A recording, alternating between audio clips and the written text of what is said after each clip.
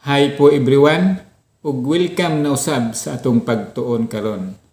Karon atong pagatun-an on how to divide simple and mixed fraction. Pero sa dili ta magsugod, kung wala ka pa makasubscribe sa akong channel, please subscribe. Click the notification bell para mag-notify nimo kung natay mga bag-ong upload. Ayaw usab kalimot sa pag-like o sa pag-share. Daghang salamat. Ug kung ready ka na, let's do this. So mao ni ang atong pagatun-an karon, how to divide simple and mixed fraction. So unsaon man nato pag-divide ang simple ug ang mixed fraction? So mao ni ang atong guide. Number 1, guide, find the reciprocal of the divisor. Ikaduha, proceed the multiplication rule. So mao ra kini duha ang atong guide. Unsa man kining reciprocal of the divisor?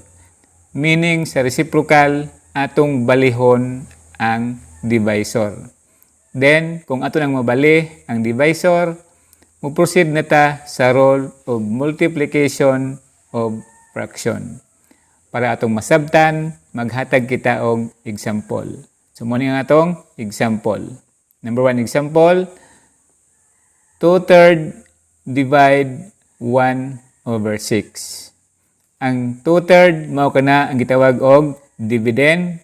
Ang 1/6 mao kana ang gitawag og divisor.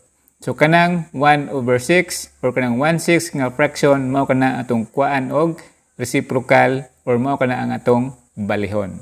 So, equals, kopyaon na itong una, ang 2/3.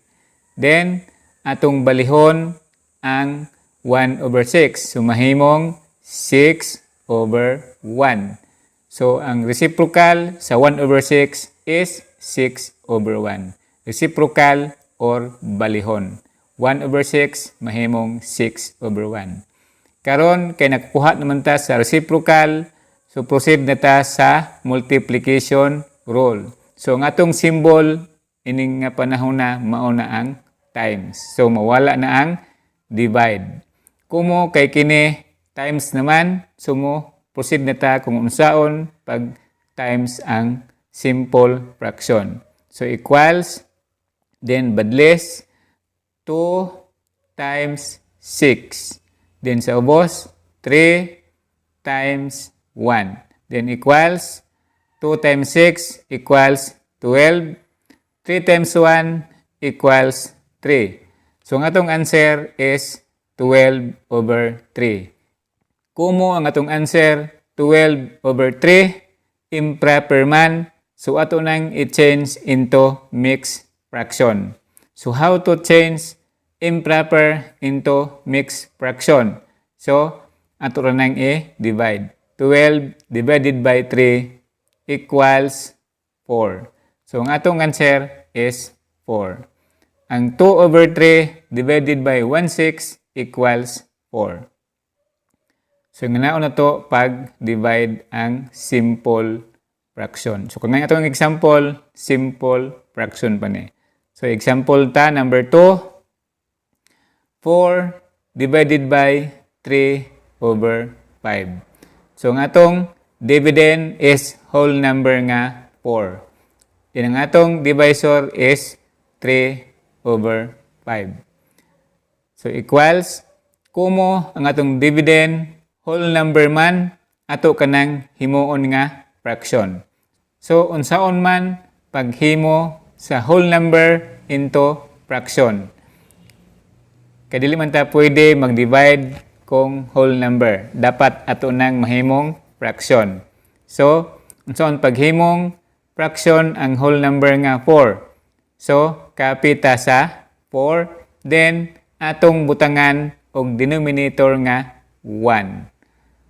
That is constant. Bisag unsa nga number, basta whole number, atong butangan og 1. Then, atong kuan og reciprocal ang 3/5. So, copy 5 over 3. So ato langgi baliktad. Reciprocal meaning baliktad. Kumo na naman tayo reciprocal sa 3 over 5, nga 5 over 3. Ang atong operation symbol is multiplication. So kumo kay multiplication naman ang atong operation symbol, proceed na ta sa multiplication rule. So equals, then badlist 4 times 5, din sa ubos 1 times 3. Then equals 4 times 5 equals 20. 1 times 3 equals 3. So ang atong answer 20 over 3. Improper. Kumo ang atong answer improper man, ato nang i-change into mixed fraction. Kay dili pwede kung ang atong answer improper. So unsang matuto na to pag change sa improper into mixed fraction? So simple lang, ato lang i-divide. So 20 divide 3. So equals 20 divide 3 equals 6 and 2 over 3. So mao kana ang mixed fraction sa improper nga 20 over 3. So ang atong answer 6 and 2 over 3. Therefore, ang 4 divided by 3 over 5 equals 6 and 2 third. So yun na to pag divide ang mixed fraction. So maghatag pa kita og laing example. Example number 3. Example number 3, 5 and 2 third divided by 3/4. So, ang atong dividend is mixed fraction 5 and 2 third. Ang 5 and 2 third, kung mo mixed fraction man na, dili pwede og ato nang i-divide dito. So, ato pa nang i-change into improper. So, ang saan to pag-change into improper? Denominator times the whole number plus numerator. So, equals ta 3 times 5 plus 2 over 3.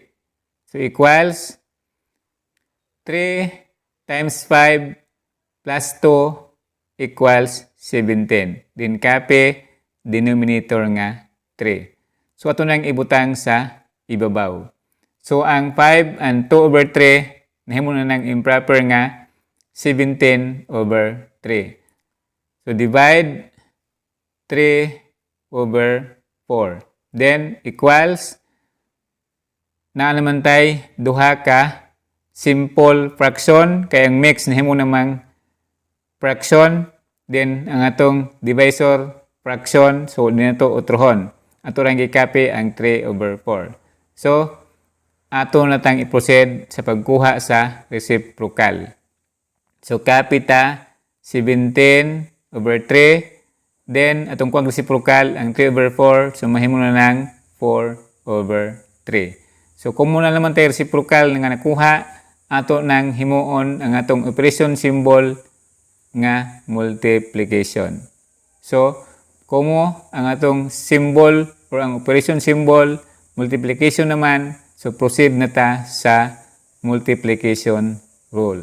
So equals, then badlist, 17 times 4, din sa ubos, 3 times 3. So equals, 17 times 4 equals 68, then 3 times 3 equals 9.